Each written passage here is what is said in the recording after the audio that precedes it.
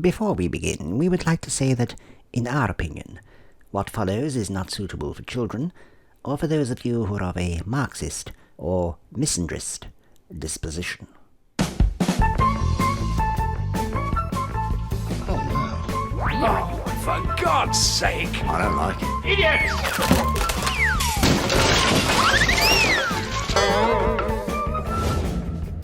Hello, Grumpies.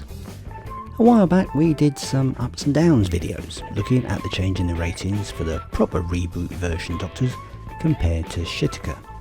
So it's only right that we do the same for the other proper Doctors, for when Doctor Who really was Doctor Who. I just started work on this one for Sylvester McCoy when David Warner snuffed it.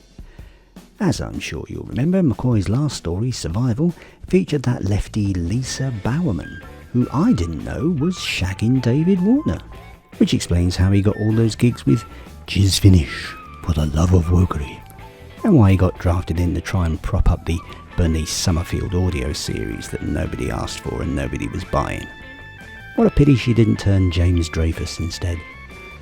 If she had, he might still be employed by Jizz Finish for the Love of Wokery, instead of being blacklisted and cancelled. Anyway, the ups and downs of the Sylvester McCoy version of Doctor Who. As always, these ratings graphs for each of the Doctors can be found over at the website whopicks.wordpress.com. So just to remind you, here is the ratings graph for Jodie Whittaker, the Vagina Doctor imposter. The numbers are the overnights, which are the only real point of comparison between Doctor Who and Doctor Pooh. As you can see, even a crap Doctor like Sylvester got more viewers than Whittaker. Whittaker only beats McCoy 9 times, which will probably be 10 by the time her final fan wank episode transmits. So just as a reminder for all you Whittaker shills out there, Whittaker's audience only went up 7 times. That's including her last one, which is obviously going to be up on Return of the Turtlemen, and down 22 times. By comparison, McCoy's audience went up 20 times and down 17 times. McCoy's average audience is 4.6 million. Whittaker, with 1 episode to go, is currently 4.2. Whittaker's audience only went up 24% of the time, whereas McCoy's went up 54% of the time, same as Capaldi. If you look at the numbers, David Tennant's audience went up 56% of the time, Matt Smith's audience went up 38% of the time, which is still really weird.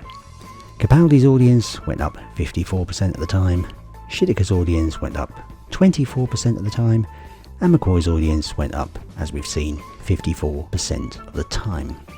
So who's the bestest Doctor ever at building an audience? It's certainly not Whittaker.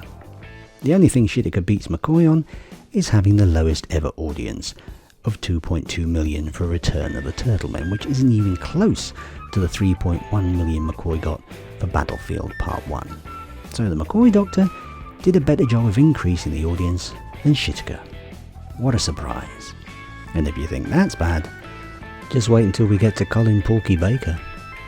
Until the next time, resist the Marxists and stay grumpy. If you're a lefty and have been affected by anything in this video, Fuck off!